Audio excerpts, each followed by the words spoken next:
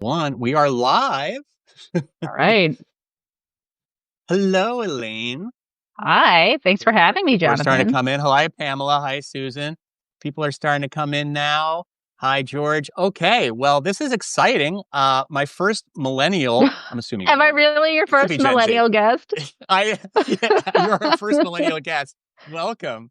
But such a great. If we're gonna have a millennial guest, might as well be you because you have such great credentials. You're such a great writer, and I'm excited to talk to you. I think before we get into your article, let's find out a little bit about you, who you are. If you could tell a little bit of your origin story, like how did you end up doing what you do? That would be interesting for us. In a very backwards way. I'd Yeah, be curious to hear your journalism my story. I'm happy to share it afterwards. Yes. But I essentially started out my first like proper newsroom was a place called Investors Business Daily.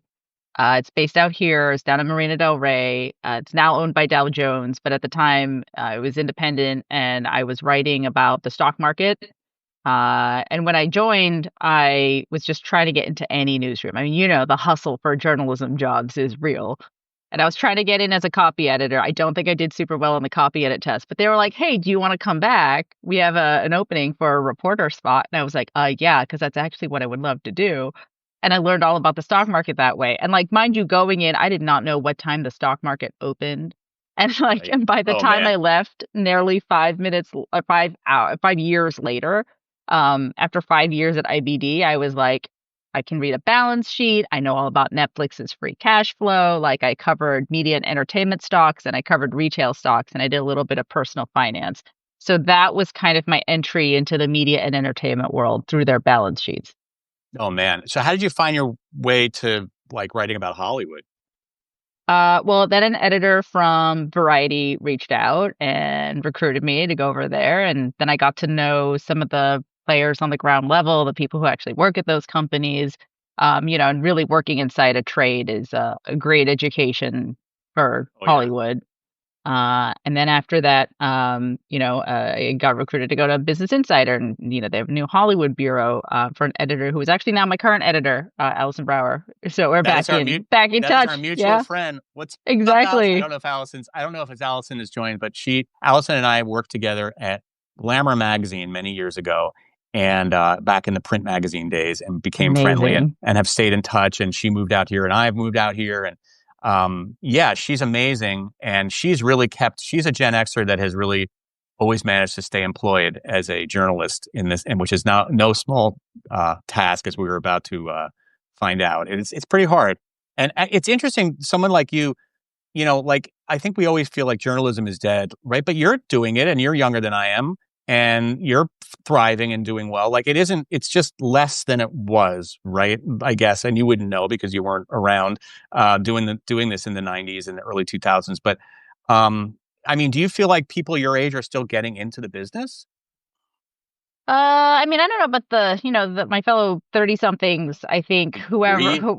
those of us who have gotten in are kind of like hanging on, like I get real Yeah. survivor's guilt sometimes, as I'm sure we all do at some point in time or another.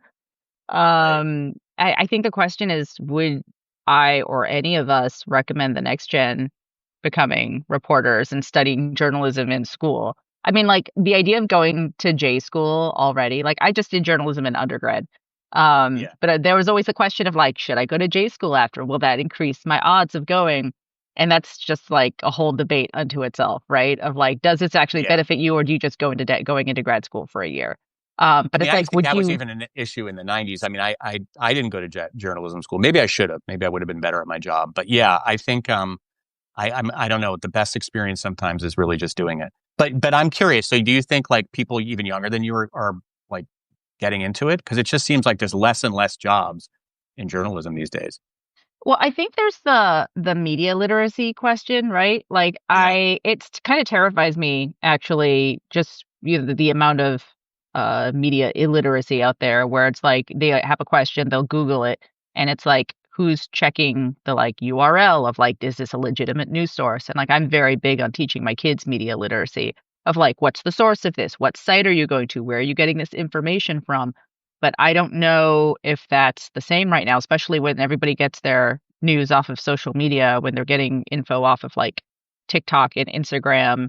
And then, you have influencers, and some of them are, like do their research and are knowledgeable, Yeah, and, they'll do like interesting educational videos, but you really have to vet the source. And when you don't have an institutional place, it's not like, oh, I know this comes from the New York Times or the right. Washington Post or something, like, how do you instinctively know whether or not you can trust this source? And that's the part that scares me a little bit.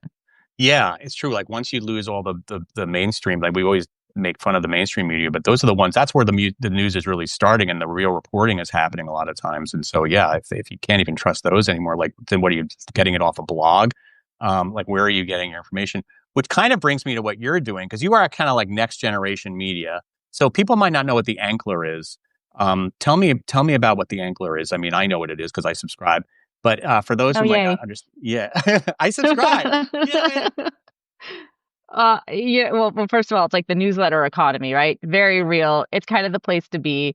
I think it's amazing to be part of this wonderful startup where, in terms of like the news we're able to get ahead of, the things we're able to do, and in a way, even job security wise, feels a lot more stable to be at a place like the Ankler than at an institutional newspaper. And it's like, would I have thought that 10, I know. 15 Isn't that years ago? crazy? Yeah, but this is kind of where we are. We cover all things entertainment news. We get very wonky. We have a lot of industry insiders, a lot of C-suite executives at the major studios and production companies who come to us for news and analysis. And also really, covering things that are happening on the ground. Like I started in early 2023, like 2 months before the WGA strike, before the Writers Guild of America strike happened, and then the SAG-AFTRA strike happened. So I was out on those picket lines every day, Yeah. talking to writers, trying to figure out what's happening. The whole industry is just when it's in turmoil. It was a very interesting time to start. And an interesting space to cover. And, I really boned up on my labor reporting during that time. Well, you and we both, because one of my jobs is I produce the SAG after a podcast, and so I was also on those. Oh, I was also on those picket lines, interviewing actors and just like it was such a crazy time. And then we came back, and it's never quite recovered, right? I mean, the right. industry right now is a bit in a free fall, or certainly in a corrections phase. And which kind of brings me to your story. So the reason I'm having you on, aside from the fact that I've always admired your writing and really love what the Ankler is doing. And by the way, the Ankler it's like a newsletter format, right? But with real good reporting and like great writing. You can find it on Substack. I think it's at other places. I don't know exactly how Oh, it well, thank works. you. That's very kind of you to say. And, we Yes, all work super hard. We're all hustling. We're a really lean team, but I feel like we really punch above our weight. you really do. And it's really, again, the next generation sort of media. But you wrote a story about Gen X and Hollywood, which of course caught my attention because I'm these days a Gen X file, and always really interested in what is going on. And I'm not. I only have reported on Hollywood. I've never been part of the Hollywood entertainment machine in terms of like being a staff writer or like a showrunner, all these kinds of things, which I probably made the wrong decision. At some point in the 90s, I was like, I'm going to be a journalist. I probably should have chose the other. Not that that would have I been don't maybe know. fared I any mean, better. I know, but listen, we were talking about my resume a little earlier, right? Like after Business Insider, I got a call from our fearless leader Janice Min, and she was like, "Well, what do you want to do?" And I blurted out, "I want to work for a magazine in the '90s." I I know. was like, But the "That's not. grass is I can't always do that anymore." I know the grass is always greener. I know. And it was really fun working for a magazine in the 90s. I won't, but of course, when we were working for a magazine in the 90s, we were like, I want to work for a magazine in the 80s. That was the glorious day. That was the glory days. But anyway, so you wrote this article, and I'm wondering how you decided to write about that topic, about kind of looking at specifically at Gen X in Hollywood right now. Well, when you look at this cohort, people in their 40s and 50s, this is a group that in theory should be in their peak earning years, right? Right. And this is a group that has worked really hard, that has been around through however many iterations of media and entertainment from, VHS to DVDs to streaming. And it's a cohort that's lived through and worked through all of these iterations and in theory should be like on top of the world, right? Yeah. Corner Um, office, we should be all like, Seth Rogen in the studio, just like, yeah. But it hasn't really turned out that way. yeah, you look at the I guess the landscape, right, of Hollywood, and you take into account the fact that streaming has really upended things and the industry took a while to figure itself out. You still have all these companies trying to figure out what to do with cable networks, right? Like you have Warner Brothers Discovery that's like spinning off their cablers. Same with NBC Universal. They have Versant now. It's like, okay, these were all entities that threw off a lot of cash for a long time. A lot of Gen Xers cut their teeth on the cable business. And now that's something that is kind of going away. And there's also been so much corporate consolidation. You think about Disney, Fox, more recently Paramount, Skydance. When you have merger after merger after merger, what does that mean? It means rounds of layoffs. And, a lot of like mid to senior level people get laid off during these times. Disney alone laid off, I think, about 7,000 people just maybe two or Crazy. so years ago. And so Gen Xers are a big part of that cohort that are affected, especially where, how it is in the corporate world. It's like you have a higher salary. It's like that line item sort of becomes more appealing to cut when you're trying to trim that budget. And so there's just been a total upheaval in the way the streaming economics, like the economics of Hollywood work and the economics of TV work, the way these corporate studios function and are structured. And then you had the peak TV bubble, which really peaked with 600 scripted series in 21, 22. And we're now coming down from that. So less TV is being made. And now you're seeing a shrinking. And the conversation that I have a lot of times with folks in the industry is like, well, is this really a shrinking or is this a correction or is this sort of, is this a downsizing or is it a correction really? Like, were we never supposed to have reached that bubble? Now that the bubble's burst, this is maybe more where we're supposed to be. Whether that's closer to 400 scripted TV series on the air, it's hard to determine. But when you have that shrinking, again, it means more jobs lost. And so Gen X is getting lost in this. And, I talk to a lot of studio executives, a lot of production executives. Sometimes they get, laid off or reorged out of their company and they're out of a job for 1, 2, 3 years. And it's a really tough spot to be in when you're suddenly job hunting at 50 years old or job hunting at 45. Yeah. I mean, the Wall Street Journal covered a similar topic. They kind of covered it more from like the corporate world, but they were saying that one of the problems is like their Gen Xers are too old to kind of get the the boomers basically haven't let go of the job, like the top jobs, right? So they're Yeah, not quite getting those jobs. And then people are hiring the millennials and Gen Zers to take some of these mid-level jobs because I don't know, maybe it's ageism, maybe it's just that their salaries are too high. It's probably a combination of all those things. But we once again find ourselves in that middle territory. We've always been the middle the child, forgotten Gen X. generation. We're the forgotten sandwich middle generation, and we find ourselves in this situation where too old to, maybe too expensive to be hired and but also not old enough, not able to retire yet because we're still in our 50s and we've got a long time to go. So, kind of what's happening, I think, across the board in corporate America, it's happening in journalism, it's happening in the media, it's happening in the entertainment businesses that we're kind of being left behind. Now, Yeah, you went out and talked to people about it. What's your general sense? First of all, how did you find the people? Were people happy to talk to you about it? Because people in Hollywood are always, a little bit afraid to so go public. cagey. They're a So bit yeah, cagey. They're just afraid. They don't want their name out there and tied to anything that could maybe ruin their chances of getting hired again. Because it really is such a freelance gig economy out here, and you're sort of you work from job to job, and just and so you don't maybe want your name associated with being Gen X. I mean, I've even totally. I mean, I don't do this anymore because now I love Gen X. I am a Gen X file, but there have been times when I've lied about my age in Hollywood because it's like I'm worried that people are going to think that I'm, too old to be hired. And Lying I'm not. about your age in Hollywood? I No know, one's ever done that I before. know, and I'm not an actor. Like everybody lies, and So what did you find? Were people willing to talk to you? Were they a little bit reticent to talk to you about this? If they were able to talk to me anonymously, they were more than happy to Oh, right. get it all out of their system, which I heard from a lot of Right. folks actually.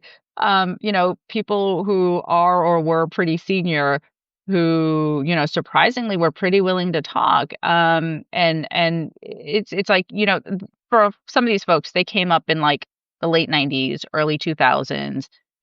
You talked about boomers not letting go of the reins. At that time, you had folks like, Jamie Tarsis or like, Jeff Zucker, like really young guns who were rising to the top in Right. their I remember that. 30s. And I it remember was an being very exciting jealous. era. Yeah. It's an exciting era. And if you're in the next gen, if you were Gen X then and coming up, you're like, oh, there's a ladder. Like there's a way to move up and be successful at that young age.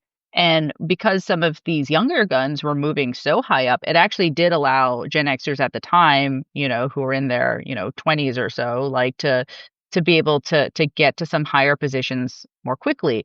And then at some point, I remember talking to one executive and she was like, "Oh yeah, like sometime around the late aughts or like around the 2010s, like everything just plateaued." And she feels like her career has plateaued for the last 15 years after getting to a certain level of seniority. And part of that is, boomers aren't letting go at the top and they're not retiring, they're not moving on, they're not, sort of cultivating the next generation is the feel.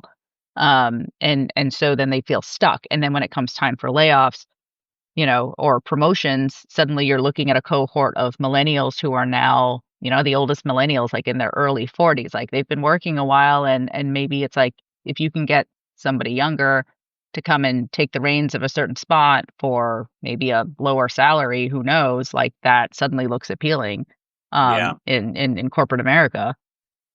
So, and by the way, this is not going to be all doom and gloom, this podcast, but we're going to talk about sort of the dark side, and then we're going to get to maybe some of the light at the end of this tunnel. But you found that some of the people you talk to, and this didn't surprise me. Again, it's kind of a classic Hollywood situation, but like people in their 50s trying to kind of be like people in their, trying to appear younger, right? Like especially in Hollywood, where like that's valued so much. So we see a lot of use of Ozempic. You said Manalo.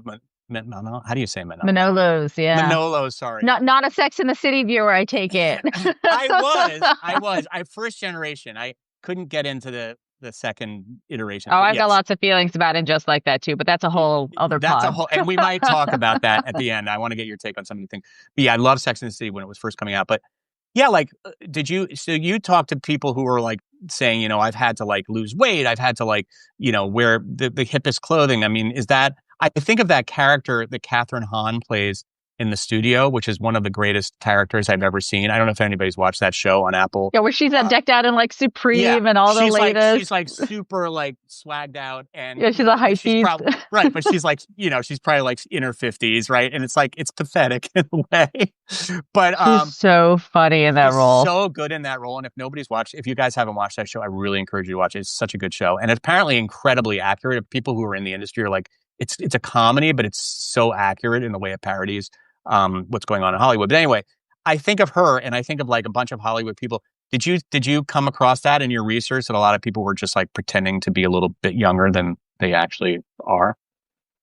I mean, listen, I talked to some folks who would only identify as quote unquote solidly Gen X and wouldn't volunteer their exact age because Wow. ageism is real. And they would tell me stories about back in the day in the early aughts of being told if they walked in with like a chunky Gucci loafer, being told turn around, go home, and come back in a pair of Manolos or Jimmy Choos or some stilettos or something more stereotypically, Right. it was very Somebody like said we're, Devil Wears Prada vibes. as Groove Um, LA says here, we're cosplaying the 40s for sure. Yeah. Yeah. I think we're cosplaying our 40s sometimes. Yeah. and, and so there was also pressure, right, to go on diet pills and all of that, and that's not something that's gone away. That's something that's taken a different form, a more subtle form these days. Like you would never hear a boss like tell somebody like go home and like come back in a pair of stilettos, right? Yeah. But it was just much more out in the open those days. And so it was interesting to hear from the Gen X women in particular that I talked to who were like, we went through a lot of shit, like screaming bosses, harassment in a pre-Me Too era, just Hmm. having to put up with so much and then feeling like it hasn't paid off now in 2025, feeling like either their careers have plateaued or that they've been laid off and aren't able to get new jobs and just aren't in the mix or, at where they should be at their peak earning years. Right. Is the vibe you get a kind of like a complaining, whining, or just we are we're kind of used to this because Gen X has kind of gone through this before. Like we've been through this rodeo. Like we were there when it all turned digital, when we were at print magazines. Like, hello, that was like my backstory. We were there when all of a sudden social media like took over everything, and you had to know about TikTok, and so we've gone through a lot of transitions. But was your vibe like a lot of like just people complaining and bitter, or was it more like, well, here we are again? There was a lot of acknowledgement of how lucky a lot of them had gotten in the early aughts, especially when they think about millennials who graduated into a recession or Yeah. Gen Z, which, who knows like if they'll ever be able to buy a home if they live in LA. So there was a lot of acknowledgement of like there were some glory years, like late 90s, early aughts, we're able to sort of ride the wave of being able to like get to certain positions. We're able to taste that success, but I think that's also part of it, right? It's like they were able to taste some of that success and then Yeah. you're kind of expecting that trajectory to look a certain way, but it's not linear. It's not a straight line. There's just a lot more ups and downs, a lot more ebbs and peaks than they thought there would be. But I wonder if that's always been the case with Hollywood. Like we said, it's a young man's game, young woman's Yeah. game. And I think traditionally, the older people do, you sort of go out of style. I mean, look, my dad was in the business. He was a film composer and he had this peak. His name is Michael Small, and he had this huge success in the 70s, early 80s. He did movies like The Parallax View and Marathon Man and all these big movies back then. And, Cool. when it started getting toward the late 80s, like suddenly he wasn't getting those calls anymore and he wasn't, being poached as much anymore or being called as much. And he changed agent a few times. He did all the things that people do. I think of actors do the same thing. And it's just, I think at a certain point you realize like there's other people coming up that are going to be getting these calls. And shouldn't Gen X maybe have the same should have had this maybe the same expectation in some ways? Yeah, in some ways it's cyclical, right? Like, if you talk to my colleague Sean McNulty, he writes the Wake Up newsletter. For a Gen Xer, he's very unsympathetic about Oh, Gen X really? issues. Yeah. Sean. He is very like every generation has its troubles, which, like, yes, true, but I think every generation has its own sort of specific troubles that come to it, right? Like, listen, I'm a millennial. Like, we graduated into the recession in '07, You guys '08. have not It took gotten a break. so You long. guys have No, we not. haven't gotten a break. How many of my like peers like feel like they're at a really solid place in their career? It's like I don't know. It took us a long time just to like get our foot in the door. Like in my 20s, I knew so many people who were like, I'm gonna go back to grad school for a little while because I can't find a full-time job. So there was this sort of like arrested development, this real like delaying of adulthood for us. And I think a lot of us are kind of finally feeling like we've got a foot in the door if we're lucky. And in Hollywood, that's even harder, like you look at the fact that outside of the global pandemic, they were followed quickly by a peak TV bubble and burst, and then the WGA strike, the SAG-AFTRA strike. All of 2024 was like a lot quieter than people thought it was going to be because they kind of had this misplaced sense of optimism that work was going to pick back up, that everyone was going to hit the ground running after the strikes ended. And it didn't really happen that way. There was just a lot of stuff bottlenecked and people were figuring things out. And I think during the strikes too, like some of the studios had sort of rethought their strategies and were like, do we really need this much? Right. And the coming out of it being like, maybe we could do with a lot less. And I think this year is the year that you're finally seeing some of that pick back up again. So it's just been a long recovery. And if you're like in your, 40s and 50s, like that's not a small amount of time. No, it's been a lot of, I mean, there's people that I know that have been out of work for years. I still don't understand how they survive because I can't even imagine. I guess people, they make so much more money than we do, I guess, because if I were to be out of work for like 2 weeks from what I do, I'd be completely broke. Like I need to. So it's amazing that they're able to survive and being out of A work that lot of long. And side hustles. a lot of side. The Yeah. num What were you finding? Like, what are they doing? Like when you're talking to these people, like when they're side hustling, like what are they doing instead of like being, in a writer's room or whatever the jobs that they had or being executives? I mean, regardless of the generation, I've heard from so many more people who used to work full time in Hollywood who were like, yeah, I was a camera operator for this many years, or I was a writer for, 10 years straight and never had to have a survival job. But now suddenly I'm finding myself having to become a bartender or drive for Uber or like deliver for Instacart, or, do copywriting or consulting. I wrote a story a few months ago about like how executive coaching has actually become an off ramp for a lot of probably about Gen X, sort of Hmm. like 40 something level executives who have all of this experience now and, either maybe got like restructured out of an organization or decided to leave and go out on their own. And some of them become therapists, some people become, real estate agents. There are certain pockets, but it's just the number of people I've heard who have had to take non-entertainment side jobs or additional jobs is, way more than I'd ever heard before. Yeah, I just yesterday I was talking to a friend who's a teacher at university, teaches screenwriting at a university, and she said she's never gotten more calls from screenwriters saying, "Hey, do you think I could teach at your university? Like, are there openings now?" Mm, So I think that people are looking for like the chance to teach, and you said like yeah, do coaching. Um, but it's not, is it all doom and gloom? Like, do you think these jobs will come back? Are Gen Xers ever going to get these jobs again? Because if they don't, it's such a incredible shame because I think what we can offer the industry is invaluable. And maybe I just say that because I'm biased because I am Gen X, but we have a wisdom. We've been around and we've been through a lot in our generation already. We've gone through many changes. We've got, we're the first generation that was once an analog and then went to digital. Like we kind of straddled totally. both. And I think, you know, I'm not saying that we want to boss people around, but I think we're good at working with people. So I wonder if this is just, like you said, it goes cyclical, and maybe these Gen X jobs will come back, or is it maybe that window has passed? Like, what's your take on it? Well, I agree. I think there's a lot of institutional knowledge that gets lost, right? If you undervalue this Right. generation.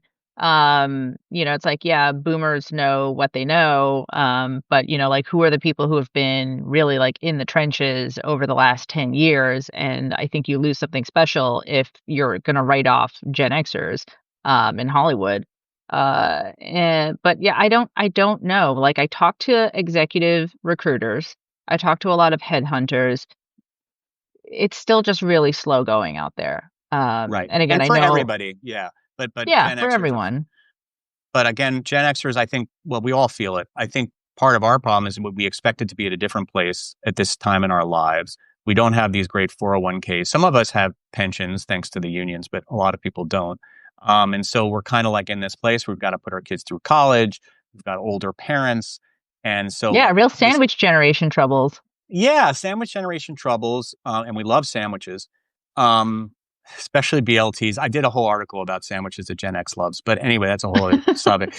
But yeah, I just think that we are where we expected to be. If you were to ask me when I was 35, what do you think you'll be doing when you're 55? Like I probably would have been thinking, oh, I probably have a pretty good job, great family, putting my kids through college, because I was looking at the people that were 20 years older than me, and that's kind of where they were.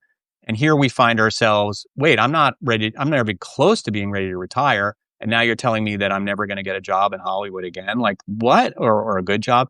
So I think I don't have a bitterness, but it just seems, yeah, I think it's a bit alarming to people, and not what we expected. I mean, this too shall pass. We're going to get through it. But I wonder, do you, so you're finding, I am curious to see what people are going to do in the meantime. And you're finding them like when you talk to these executive coaches and stuff, or the executive recruiters, like you talked to Joanna Zuckerman in your story, which made me laugh because she actually once was one of a headhunter that helped me find a job. I was like, of all the Oh, no people, you found way. Joanna. Yeah, Small world. I know that was such a small world. So and I think she used to work with media folk because if I was in touch with her, she must have worked with magazine people. And I remember Because her she helping. comes from that world too. Like she comes from the Exactly. entertainment world, and now she helps other entertainment Right. people And find and work. she's an example, I think, of somebody who, who's kind of also had to adapt what she does and work with people, as the industry has evolved, she's had to evolve in the way that she, the kinds of jobs she helps people find. But what was her advice? Like, what did she feel Gen Xers should do who find themselves in this precarious situation? Well, I check in with her, from time to time too, just about the general job market. I'm trying to remember what she said specifically about Gen X, but you know, uh, I've talked to her. I recently also talked to the founders of Hollywood Resumes, who are former, one of them was a former Apple TV Plus executive. Like these are like Joanna, they're people who came from media and now help people in media to find jobs. And I mean, there's a lot of like, hang in there, like, and Yeah. do what you There's can We used to have those posters of the cats with a hanging cat. off. Yeah. Yeah, the cat, the hang in there. Who knew how prescient those would be? But yeah, no, yeah. So it's a hang in there idea. Also, It's kind a of hang looking in at there what. moment. It's like also find consulting work if that's something that's available to you. Like, do things to continue to build your resume and also just like keep reaching out to those people. Like, at this point in your career, if you have this many connections, hopefully you'll be able to like tap somebody who knows somebody who can introduce you to somebody. You're not a complete noob coming into the business if you've been working at it for this many years. Like, hopefully some of those relationships are able to lay track for you. Like, it's some of the advice that I've heard. Yeah, and my advice, my dime store advice would be, because I'm going through this too, and again, I'm not a Hollywood person, but I'm in the media business, is to sort of think of yourself more as a multi hyphenate than you might have 20 years ago. When somebody used to ask me what I did for a living, I would just say, well, I'm a editor at Glamour magazine or whatever happened to be my job at that time. Just one answer. Now, if a poor unfortunate person has to sit in like next to me on a plane and they're like, so what do you do for a living?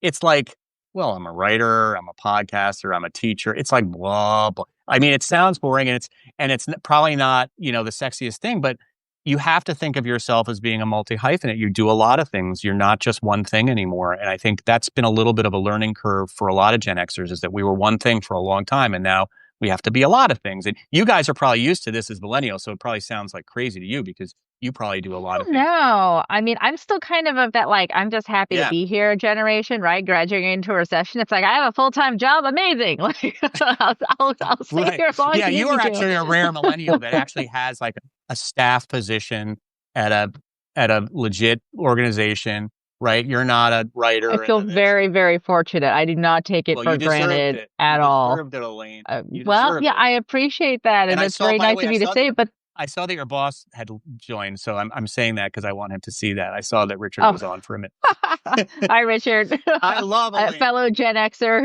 who I'm Yeah. sure has plenty of thoughts. I know. Um, He's my next interview. But anyway, yeah, no. But my question, but the idea of like thinking of your career a little bit differently now. There might be more than one stream of income, right? So, right. you like you said, you could be consulting, you could be teaching, you could start another side hustle, business. Hey, you could start a Substack. Hello. You could do I started a podcast business because I found out that I loved podcasting. And so I did my own podcast and then started producing other people's podcasts. That was just like one thing that I found that was a good way to supplement some of my income that I had lost when I lost my full-time jobs. So, I'm uh, curious what you think about, by the way, I know you mentioned sort of like embracing that multi-hyphenate role, which I think a lot of millennials do as well. But yeah. I mean, I sort of came up of this era of like your work becomes your identity. And Mm, I feel like I wonder how true that is for Gen Xers. Because I just feel like with millennials, it's like some of us feel kind of lost if I can't say, oh, like I'm a journalist, like instead yeah. if I have to say like I'm a copywriter slash, reporter slash, brand strategist or whatever it is Yeah, that it everybody feels has to do weird. to supplement. Yeah. Maybe the Gen Zers are more comfortable with that way of classifying yourself. And again, Gen X is not a monolith, and I'd be really curious. We've got a lot. Well, we've got 164 people, and I think this might be a record for me, Elaine. That's fantastic. You drew a crowd. Um, Well, I but noticed, by the way, there was somebody, I think Emily, who had said, talking about white knuckling your way till the end. I heard a lot of that from the people I talked to for this story of people who were like, okay, like I'm 53, like I just need to like get to through the next 10 years. If I can hold on to this job and keep doing what I'm doing, I just need to get to the other side. Yeah. And I think there's an interesting balance, right? Of like, where do you weigh your ambitions? If you are somebody who's 50, it's like you're not dead. You got a ton of experience. Like you have a lot to still, figure out in terms of your professional ambitions. Like how do you weigh that against just sheer survival and the need to get through to retirement age? Yeah, I mean, I think there's a lot of people that are clinging for dear life, especially the people that still have, jobs. And I was that way 2 years ago. I had a full-time job, and then I lost it kind of surprisingly in a kind of layoff situation.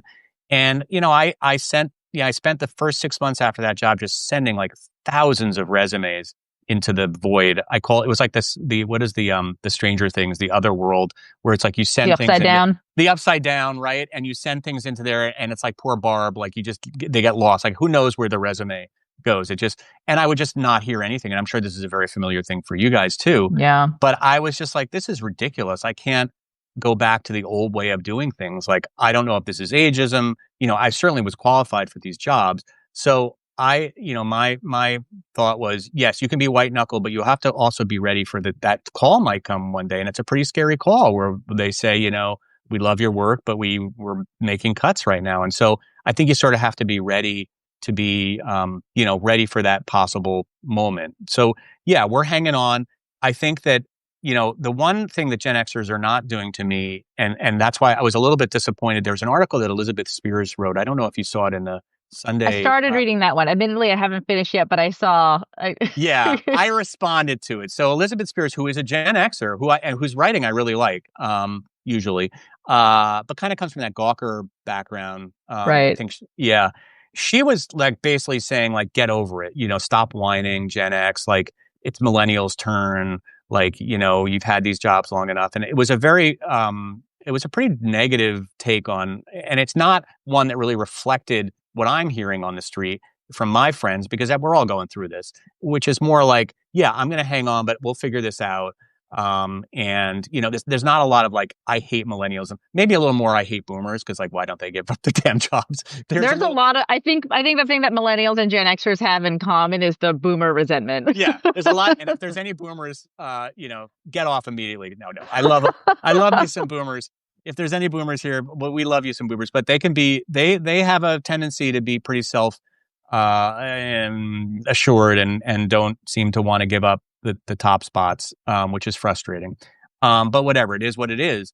But anyway, I just want to say that I did not agree with Elizabeth Spears' takeaway that we're kind of like whining babies.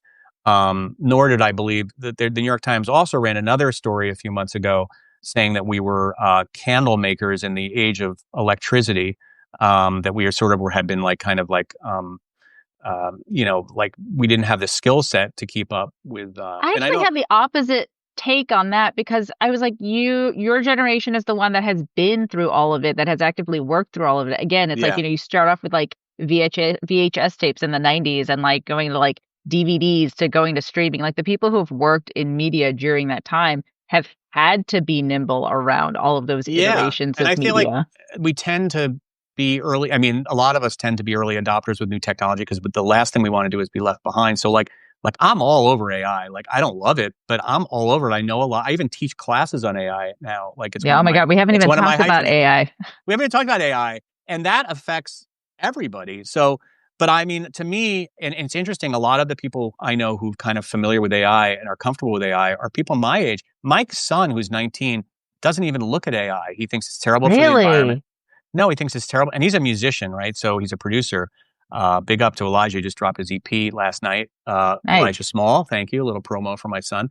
But he doesn't. I was telling him, you might want to get familiar with AI in terms of like understanding the technology, even though it's kind of scary what it could do to the music business. And he said, no, I don't want to even. He's like, I have more fun doing it myself.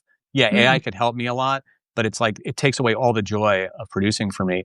So I thought it was interesting that I feel like a lot of actually Gen Xers are more, I wouldn't say more savvy about AI, but seem to be more interested in it, and are really like kind of digging into it. I don't know if the statistics would bear me out, but just among Yeah, Anecdotally, I go would for it. agree with that. Like there's a real interest in it, and I think that also, I don't know what percent of that it comes from like a genuine interest versus also just a survival No, instinct, right? it's Of the white knuckles. Yeah, it's a white like knuckle response. gonna have to learn the new tech in order to live and coexist alongside it, because I think we're at a point where you listen, like the people who are very anti AI, like I just don't know how realistic it is. AI is here. It's more, how do we coexist with this technology, and still retain the human element? And of course, there's a lot of panic and alarm around that in creative businesses, like, in entertainment, people who make TV and film, and I understand that. But I think you'll see a surprising amount of adoption daily, except that people don't necessarily want to talk about it because of the stigma around it. That's true. That's such a great point that I think a lot more people use it than want to admit, including writers and people in creative fields, because they feel like it might appear to be cheating or whatever. Now I use it, and again I teach a class about how I use it, and I think I use it in an ethical way. But I certainly don't run away from it, because I think it would be insane to run away from it at this point. And I'm sure there's probably a lot of people who disagree with me here, but what is your feeling? I mean, is your feeling that Hollywood is where is Hollywood with AI right now? I mean, I know, working with SAG-AFTRA, there's a tremendous amount of fear of AI. Every time we do an episode about AI, there's a lot of listeners that get really kind of riled up about it, Yeah. because they see it as a real existential threat to their professions. And we're talking there about like voiceover people and actors, and then of course the Writers Guild has their own set of issues. But what is your feeling? I mean, like, it's here, right? And it's more here than people even will admit. It was on the front lines, as you'll recall, during the SAG-AFTRA strike, during the Writers Guild strike, people who were very like, no AI ever at all. And contractually, what came out of both of those agreements were basically, there have to be some guardrails around it. Like, they weren't particularly specific, so it's hard to say what exactly those guardrails are. But the idea is that those guilds, like the writers, the performers, have to be in routine conversation with the studios about how AI is being used. I will tell you from the recent stories I've written around AI, is that animation is a place where it's being more quickly adopted Hmm. than, say, in live action. Because I think in live action, there's still, it's like you see all the pictures where it's like, why does his hand have 6 fingers and stuff, right? Yeah, Like there's like a kind of a it's that, larger learning curve for AI to get right. over. But like in animation, there are things where it can be used. And gosh, if I can remember this artist's name, but um Paul Trillo, I think. Hmm. So it's a there's a company called Asteria, and they're a studio that kind of works with AI, and they aim to do it in a really ethical way. And so I saw this really interesting music video where they were like, I was talking to the creator and he said, well, listen, like it looks this way. And we used AI to replicate things. And we asked our artists, like, what do you not like drawing? Like, what do you not want to do? And we can have AI try to fill in those blanks for you and do those parts that you don't like. And that the capabilities, and I wish I could explain this better, but I'm not an animator, not an animation expert. But basically, like there were things he said that you could do in this span of time that you simply wouldn't have been able to do without the help of AI. So it wasn't really so much a philosophical question of here's the project, the end result with AI, and here's the end result without AI. It's more that we wouldn't have even pursued this route, like the art of this scale and this magnitude, if we didn't have the AI capabilities to make it happen. We would have just had to scale down certain things. So it would have been a completely different end result either way, if that makes sense. And so I Yeah, think there are practical ways to incorporate it and to expand your vision, especially when you're talking about accessibility, for like younger or newer filmmakers or creatives, to be able to give them the tools that they wouldn't necessarily have if they, were just starting out 20 years ago. But yeah, there's an enormous ethical concern of just like, where does art, where does the human element of art start and stop once you start incorporating AI? And I mean, and I also say this, like I think as I'm saying this now, it sounds like I'm somebody who's like, I don't want to sound like somebody who's necessarily encouraging use of it. I think we're going to need to find a way to coexist with it. That said, I've also literally never used ChatGPT because are I you have, serious? yeah, I've never used it, and I mean, I think as a writer, as a journalist, like I got a lot of concerns about AI too myself. Yeah. But it's interesting. I think people who use ChatGPT sometimes have less concerns because they realize that it really doesn't, right? Like it's so obvious to me when ChatGPT or Claude has written something. Like I have my spidey senses so much. So because I have used it, I know what sounds like AI. And so, Mm, I don't, there's a quote that goes around a lot about, AI won't replace us. It will replace the people who don't know how to use AI or who don't work with AI because I feels like there's going to be some sort of collaboration that is going to happen down the road where humans work with AI. Like you need to know how to navigate AI in some way. I don't right. know, and I don't know if Hollywood is going to eventually fall prey to that. And I guess that's probably why I'm learning it because if it becomes an issue where it's like, well, we only hire writers that have AI, experience, then I want to be able to say that I have some AI experience. Plus, I actually find it somewhat fascinating. But you are not alone in being. I have so many writer friends that won't even look at AI. It's like anathema. They will not touch it. They're not interested in it. And I guess I'm not one of those. Maybe I'm a strange beast. And again, I'm almost afraid to publicly say that I use it because it sounds like I'm cheating or that I like the stuff that I write on Substack, I Well, use that's AI. the concern, right? It's sort of like, Yeah. how are people using it? And I see somebody's asking, like, why don't you use it as a journalist if it can help you with research? And it's like, Yeah. for me, it's because I need to know exactly where all of the information is coming from. I mean, like, sourcing is first Right. of all, your reputation as a journalist is all you have. And if you don't have credibility, then you don't have anything. And all it takes is one mistake. All it takes Yeah. is like one time to get one thing wrong, and there goes, your career. That's what it feels like to me. So Yep. like I feel like I need to know exactly where all this information is coming from. And it's like if I just type something in to basically, something that's scraping from stuff all over the web, then I don't have the benefit of, like, when I do a Google search result and then I'm looking through it, I'm like, oh, this comes from the New York Times, this comes from some random blog. Because like when you see that little AI summary, sometimes like and you click on the links, it's like, oh, like some of these are not necessarily what I would consider reputable sources. So to No, you're present that totally as right. like A the lot of times it's truth Wikipedia. is problematic. Yeah. And Yeah, honestly, and like we're at a stage where like Wikipedia is probably like more heavily vetted than like a lot of these AI, a you're lot of what totally right. ChatGPT might be giving. I don't know.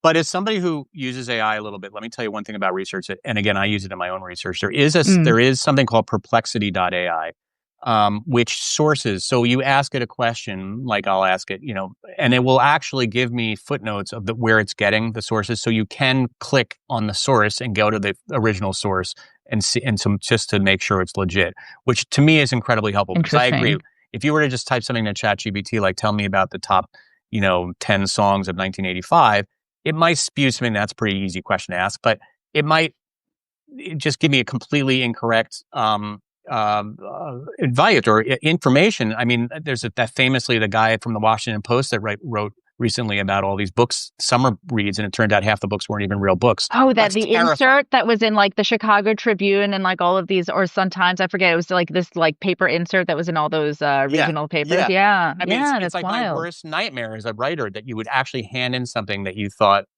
was, and, basically AI hallucinated the entire article. So, but yeah, perplexity.ai. And again, I'm not here to like encourage everybody to use AI, but I do like to point out that that is a really legitimate concern. And I'm glad as a journalist, you're vetting stuff and fact checking because you don't have fact checkers like we used to in the old days. I can't believe I used to actually fact check people. That was my first job, was fact checking, Bright Lights Big City. I was a fact checker, not for New Yorker, Oh, cool. but for Child Magazine. And like that was actually calling sources up and being like, did you say? And I mean, that's crazy. Right. Like the idea And that now we we would do everything. Now you have to wear five have different to, hats. you have to And by do the way, everything. I'm just going to plug in my phone real quick so we don't get disconnected. But And you've been great. I know, and I want to open this up to questions. One thing I having somebody who's a media expert, like you, and who follows Hollywood really closely, and also seems to have a favorable opinion of Gen X. I am curious. You probably grew up on some Gen X media or stuff that not necessarily created by Gen Xers, but stuff that we love, like our '80s movies that we love so much, our John Hughes movies, and our music and new wave music and early '90s, Kurt Cobain, Nirvana, grunge music. Is there any? Do you like that stuff? Like what is the stuff that's kind of been that you listen to? And by the way, I like a lot of millennial stuff, so we can trade. We can trade we Oh, can I trade mean, like, love for who didn't grow up on John Hughes movies? But right. So also it's like, you still did. Okay. yeah, I Even mean, I you think I'm of like that John Hughes. cohort of like older millennials that like worship Gen Xers, right? Like what Okay. about once every 6 months, I'm like, should I get a Winona Pixie cut? You know, like it's like that's the level of like Gen Right. X like fandom that like I'm at as an older millennial. Because it's that thing, right? Like you grow up and it's like you always look up to like the kids who are like Right. five, A little bit 7 years older than you. And like it's funny because like the thing that I notice now is you go outside and like all the high schoolers today, they look like they just stepped right out of a Delia's catalog, like the stuff that they wear. It's true. And It's it's back. so very 90s. And I get a little jelly because I remember being, whatever, like a preteen in the late 90s and not being quite old enough to participate in the Gen X fashions. And now they're all back. And now I feel too old to be like wearing some of that stuff. And I'm just like, oh Right. man, like I really miss my window. That's true. What do you think that we misunderstand about millennials? Do you think that Gen X has like a sort of, and again, we're talking very broad strokes here, but let's just say in general, do Gen Xers, do you think that they misunderstand your generation a little bit? Like sometimes, or have a stereotype almost that oh, she's a millennial, whatever. She must be trophy, got the participation trophies, in soccer, whatever. That I know that's a cliche that I hear quite a bit. Right, right. The But participation trophies, the avocado yeah, toast. What other yeah. millennial stereotypes are there? You love Slack. You love your productivity hacks, I like do. That Slack part and is true. I do love optimizing. yeah, yeah. Millennials are optimizers. I've learned a lot from millennials. I mean, the only problem is that every time I take a job that has a lot of millennials, I do have to learn all these. Like I've got to learn Slack, and now I've got to learn Basecamp, and now I've got to learn. Like you use a lot of these tools, and it's like I keep having to learn new like interfaces and stuff. I wish you just stick with one damn thing. Like, can you just use Hey, Basecamp? don't Like, do you blame have us. to? That's the technology that keeps changing. Like I know it keeps changing. I don't download any of that stuff. I remember when Vine was a big thing and I was like, I'm not going to download that. And that came and went. Now it's like TikTok. And like, I don't admittedly have TikTok. I get my TikToks the way every other older millennial does 2 weeks later on Instagram. That's you're a big Instagrammer. You're a big Yeah, Instagrammer. more on Instagram than anything else. But yeah, like talking about Gen Xers in the workplace, like I've actually loved all the Gen Xers I've ever worked with, and I feel like there's a very sort of big brotherly, big sisterly vibe between a lot of millennials and Gen Xers in newsrooms. There's a lot of like ribbing of millennials, but still a lot of affection. Like I think about all the newsrooms I've ever been in, and it's been very, very, very, very genial. Well, that's great. I mean, I like to think that we can be mentors to millennials and Gen Z. I mean, I've certainly tried to be in my career because I feel like I learned a lot, and I think we all feel this. We have a lot to offer. We are not definitely not candlestick makers in an age of digital because we invented this stuff a lot of times. And a Yeah. good article, I learned that from the boomers, how to write an article. I mean, those were my mentors. So I just passing it down. So I'm glad that people have been good role models for you. Well, what's your That view makes of me. millennials? I'm curious as a Gen Xer. Do you feel salty about us or what? Um, I used to. I have a love hate because I've worked with so many, and some of them have been my bosses, and that's always kind of weird when you have somebody who's younger Oh, than you as that's your boss. interesting. But I have a love hate. I think that like people like you, like I just love, like you're a tried and true, like you do the work. I can tell you work hard. You have a real appreciation for my generation. And sometimes I feel like, and this might just be a younger generation, older generation thing where it's like, in the position where I was the boss to millennials, they would kind of push back a lot on me and kind of, there was a lot of like, oh, listen, old man, don't tell me how to do this. Like I got a lot of like, What? I got a lot of that sometimes. But again, I don't want to generalize because I love all people. But that was sometimes the experience that I had with millennials that it was a little bit like, and that might have just been because of the nature, the dynamic of that I was in, where I was the boss and they were trying to impress the boss and stuff. There was also a lot of like personal health day stuff, and which Mm. by the way, is not really such a bad idea. Like, I think we work too hard. I think of the things that I did in my 20s that are outrageous now. Like when we were in print, we used to have to come if an issue was closing, we'd have to come in and close the issue over the weekend. We weren't paid any extra to work on the weekend. Sometimes we worked to like midnight on a Saturday night or whatever. And it was just like what you did to close that issue. And I remember like being there in my like, sweats and whatever. And like nobody complained because that was but now I feel like maybe that's not so cool and maybe you should be paid overtime to do that. And like Hmm. that I did think that there was a lot of blurring of your job and your life, and your job basically was your life. You had asked me, did we treat no, our job was our life. Like I think Gen Z is getting this right, I think maybe more than us. Like they are separating it somewhat. Yeah, it's And funny I think because that's important. I think I am more aligned with like Gen X on this one, where it's very like, yeah, you come in when you're like, I'm just happy to be here. Like, you want me to come in at midnight? Okay. Like, Yeah. No, uh, you're kind of like more an older millennial. yeah, yeah. But I mean, I definitely think everybody should have I love proper how boundaries. yeah. Yeah. I think the boundaries thing is something that we could learn from younger generations. But I also love your work. I love people like you. You have a great work ethic. Oh, you're And very by the kind. way, if I can hire you, sorry, Richard, I'm going to hire away. I don't have a job for you, but you're the kind of person that I was always looking for, somebody who kind of had a similar work ethic. Um, so, and also as far as your music, like MGMT, like there's some, my son loves all the music from the early 2000s, which is Oh a my God, is great that like vintage now? Is that like old that's school like now? that's what you love, Richard. Terrifying. Yep, you love all that stuff from the early 2000s. And so he loves, and he always says, it's always like generations always look 20 years before for their inspiration. So he's like inspired by all that stuff, like LCD sound system and all that stuff that came out of that era, Oh my God, which that's I think is so starting to make fascinating. me feel like the Crypt Keeper. The fact that your son is like, oh, look at all this retro stuff from 2005. Right, right, right. Well, listen, I don't want to hog up all your time, and I also don't, but I also kind of do want to open up, if because we've got a live chat here, we've got some people. By the way, Nafemi, what's up? He's a millennial who I love, who's been on the show a few times. Nafemi, so thank you for your questions, and I know Nafemi's a big user of AI, and a lot of like he uses what do you say? Blockchain can help AI with attribution. I don't use blockchain. That is so out of my wheelhouse. The blockchain. I think, yeah, blockchain is a whole other discussion. I do think it's Yeah, interesting though. it is super interesting.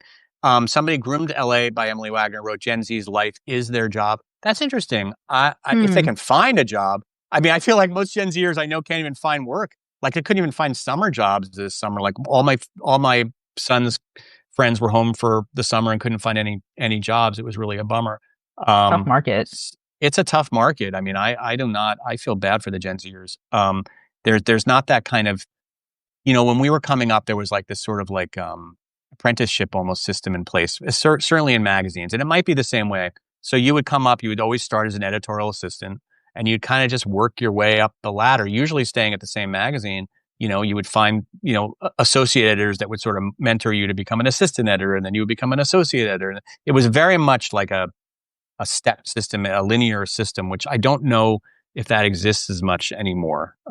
Like that kind of because you don't even know if your magazine is going to be around in a year, right? And so I It's the know it. same in Hollywood. In the TV world, people feel like that ladder is broken. Like normally you Yep. would be like a writer's assistant and then a writer and then eventually work your way up the producerial ranks to become a showrunner. And it's like people are just like the ladder feels broken. So I think it's all over media and entertainment. Somebody wrote here, turning themselves into brands to market. Do you feel that is something that is very unique to generations below ours, which is that it's you're also about your sort of social media presence. And I know that I've seen you on Instagram, you do videos and you have a pretty robust Instagram following, don't you? Oh, Do you thank you. I no, no, I do not have a robust Instagram following. I look like I don't know, 1,100 people. I don't know. That's Like more than I me. post a lot about tennis. I post a lot about stuff Oh, that you doesn't do? relate to media. You're a big tennis person. I'm a pickleball person. That's super cool. Well, but I mean, do you feel that it's important to have like a social media For just for yeah, like for better or for worse. Like I think you have to brand yourself, and I hate talking about like branding yourself. I think is like, yeah, I know it's but the worst. yeah, I it's the know. worst. But like you kind of have to, right? Like I used to have just like a private Instagram presence, and so now I have like you have to keep a presence that's for yourself, where it's just like, friends and family, pictures of your friends, your kids, your parents, whatever. But if you are somebody who works in media, it almost seems unavoidable that you have to have a footprint on the internet. Otherwise, it's like tree falls in the forest, right? It's like, do you even exist if you don't exist somewhere online? Yeah. And do you think that's even true for the Gen Xers in Hollywood, or is that a different type of, of course we're talking, actors, that's people who are actually like in public facing like that. But even for like writers and, cinematographers and these kind of people, do you think they need to also have some sort of presence online, or is that not so much? I think it's necessary for anyone who's working and wants to Yeah. continue working. And that's just like a personal opinion. I don't have any stats to back that up. But again, it's like when you look somebody up, when you're either vetting somebody for a job or you're trying to learn more about somebody, it's like, what do you do if you're not before you even sit down with them? It's like you Google them, right? And even if it's just like LinkedIn, even if it's like a social media platform that's more professionally based, it's like if this person doesn't exist online, that actually can raise a lot more red flags for somebody Yep. than if they do. So the unfortunate fact Yeah. is like you have to have some kind of presence, but it's just like what do you want that to look like? And I mean that's kind of nice because that gives you a lot of choice, right? And it's like who doesn't like sort of expressing their individuality that way and trying to like figure out how you want to present yourself. But it is also kind of burdensome, I imagine, for a lot of people. Yeah, I mean, and then also if it doesn't feel authentic to you, and I hate that word, another word that's overused, but it is a good word because I think social media really works best in my experience when it's authentic and you're not like, oh, I'm just going to do a TikTok meme because that's what everybody's doing. That's completely not who you are and it's natural. But one of the things I found, and I'm going to do a little plug here for Substack, is Substack has now become a way to get your name out there in a create, and I think it's kind of like a little bit TikTok for Gen Xers and maybe older millennials, where there's like smart people on here. It gives you the ability to write, which is a way that I certainly like to communicate. I get to do this like a live Substack.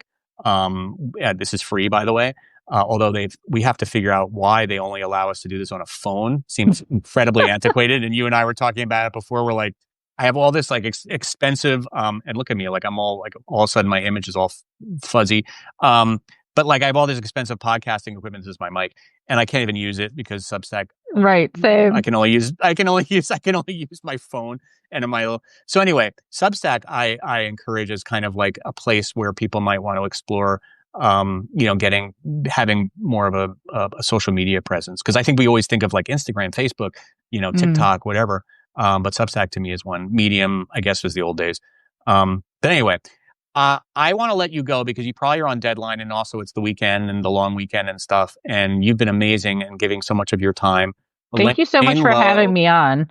Elaine Lowe on the Ankler. Definitely check out her stuff. She's one of the good ones. And now we know you really do your own research. You don't no chat GPT in any of I will your eventually writing. have to check it out and learn to coexist with our I will new teach AI overlords. I will teach. Let me tell. I will teach the Ankler. I just did a session, and I was nervous about this. There's a magazine called The Walrus in Canada, and they asked me to talk to their editorial team, and I was terrified because I didn't. I mean, I didn't want to like be the spreader of like AI, like misinformation, disinformation.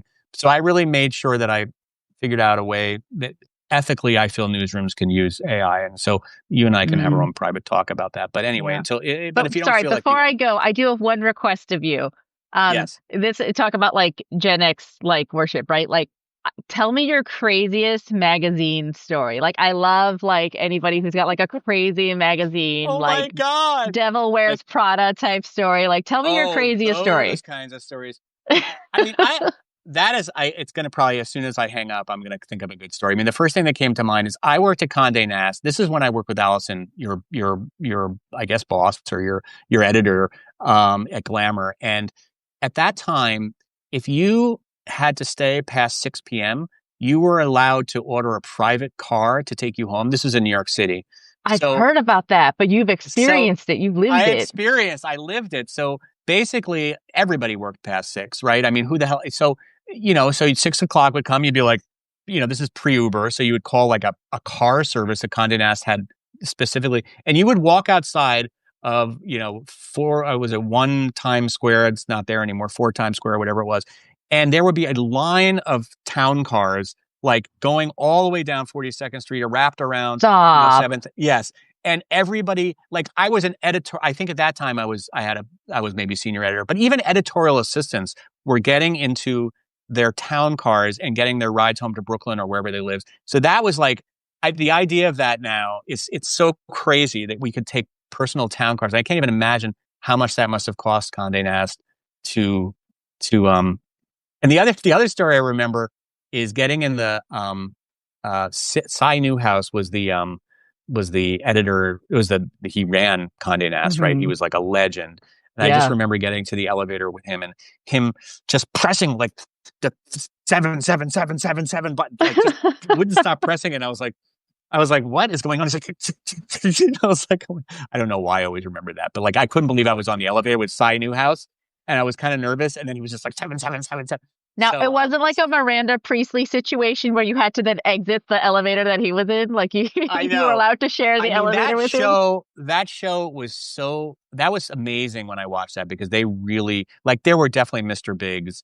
And, I worked at Glamour. There was a fashion closet, which was Mhm. like the size of like people's apartments, where they would just Ugh. keep all like the most incredible. There was beauty closet. The beauty closet I remember more than the fashion closet because the beauty closet, I made friends with a beauty editor who is now running, this is so classic Gen X. She now runs a yoga or kind of like a meditation studio in West LA. Susie Yaloff, shout out if she's watching. She's an amazing person. She pivoted. She was like, I'm not going to be a beauty editor much longer, so I'm going to open up a meditation studio in West LA, which is done. It's called Unplugged, and it's done really well. But anyway, because I was friends with her, I used to say, hey, I have a date tonight. Do you mind if I just go into the beauty closet and like maybe pick up a few things, or can you recommend a few things? And she would The just, it stories was are like real. People would actually do that stuff. people did that. Oh my The God, beauty you're closet, killing me here. the beauty closet. I can't believe they don't have beauty closets anymore. And so I would go and she would give me like these incredibly expensive, perfumes and stuff. It wasn't great. I always worked at women's magazines, so I couldn't really enjoy the fruits so much until I started working at men's magazines. And then we had a similar type of thing. We would do, we would have beer parties where we would like auction off stuff. And how did we used to go through the men's closets and I don't know, we would used to get kind of, I forgot how we used to do it. But anyway, so those closets were great.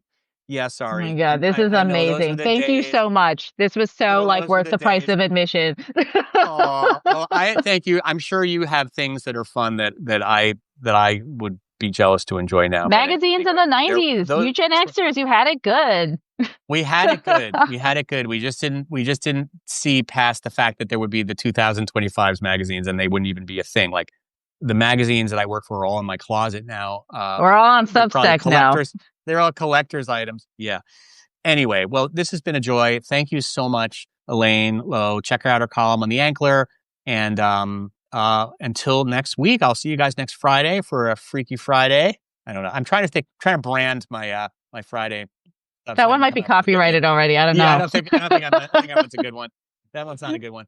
But it has been a really pleasure. And for the 221 people that are now watching, I thank you so much for your time and have a wonderful long weekend. And we'll see you next week. Peace.